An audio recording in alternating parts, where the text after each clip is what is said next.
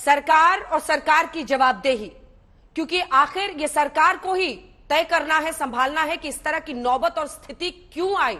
गौरव भाटिया जी, गौरव भाटिया जी अभी हमारे साथ नहीं है। अभय दुबे जी, आपसे एक रिएक्शन जल्दी से लेते हुए। अभय दुबे जी, ये तस्वीरें हम दिखा रहे हैं, सरकार का ये पक्ष है, ज्यादातर मंत्री यही कह रहे हैं कि विपक्ष ने उकसाया है, अफवाहें फैलाई जा रही हैं, इसलिए सब कुछ हो रहा है।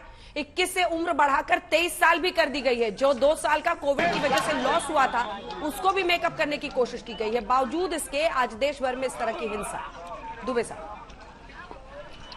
हाँ अंजना जी, मुझे याद आ रहा है 4 महीने पहले का वो अंजना ओम कश्यप जी का शो, जिसमें सारे मंत्री, सारे सेना के पूर्व और वर्तमान अधिकारी कह रहे थे कि हम उस प्रदीप मेहरा को तत्पर और तैयार हैं सेना में नौकरी देने के लिए। कौन है प्रदीप मेहरा? वो जो सेक्टर 16 से रात को 10 किलोमीटर तक दौड़कर घर जाता था।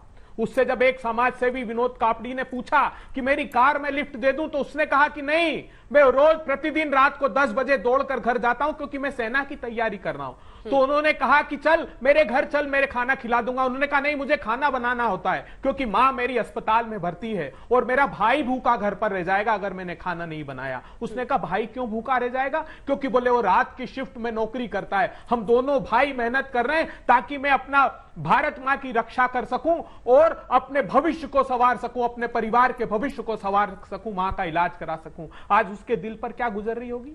पूछिए ना इन सेना के बड़े वरिष्ठ अधिकारियों से और भारतीय जनता पार्टी की सरकार से। 2020 में कंबाइंड डिफेंस सर्विसेज के लिए एक सर्कुलर निकाला था कि नहीं? टूर ऑफ ड्यूटी 3 साल की, क्यों ऑफिसर्स के लिए ड्रॉप कर दिया?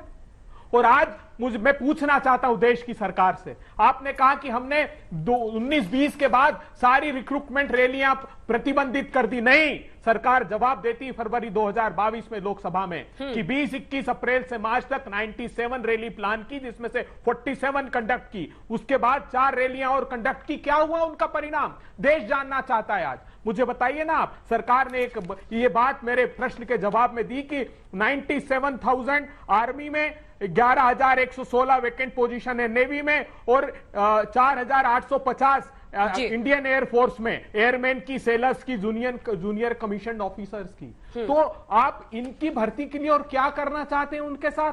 उनके भविष्य को आग में झोंक देना चाहते हैं। ये बड़ी बड़ी बातें करते थे। देखिए आप इनके 3 झूठ और बेनकाब करता हूं। ये क्या कहते थे कि हमने आत्मनिर्भर भारत का निर्माण कर दिया, अब हम जो सेना के संसाधन है वो हिंदुस्तान में। दुबे साहब, आपको एक सेकंड टोक रही हूं सर, मैं वापस आकर आपको अपनी बात पूरी करने दूंगी, लेकिन सीधे चलते हैं। इस वक्त जनरल रिटायर्ड जे सिंह साहब, पूर्व सेना प्रमुख, हमारे साथ आज तक पर जुड़ रहे हैं। सिंह साहब, बहुत स्वागत है आपका आज तक पर। छात्रों में सर बहुत नाराजगी है इस बात को लेकर कि एक स्कीम लेकर भी आए तो सिर्फ 4 साल के लिए क्यों, और यही वो मुद्दा है जिसको विपक्ष भी उठा रहा है। मैं सियासी बातें आपसे नहीं करूंगी। उन बच्चों की सबसे बड़ी चिंता यही है कि अब सेना से जो नॉर्मल पहले बहाली होती थी वो नहीं होगी। 21 से बढ़ाकर 23 जरूर जो आयु सीमा है वो कर दी गई है, लेकिन इन बच्चों का सबसे ज्यादा इस बात को लेकर है कि हम 4 साल के लिए कौन सी स्कीम है। उनको आप कैसे समझाएंगे, क्या ऐसा कहेंगे जिससे उनका गुस्सा शांत हो? सिंह साहब।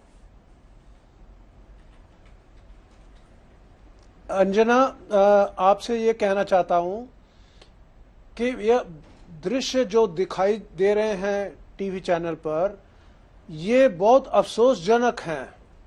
ये हमारे नौजवानों को या तो नादानी में उनको अनजाने हैं या उनको बहकाया गया है, क्योंकि ये जो दंगे फसाद हो रहे हैं या तोड़फोड़ हो रहा है, ये बहुत ही अफसोसजनक है, बहुत ही दुखद है।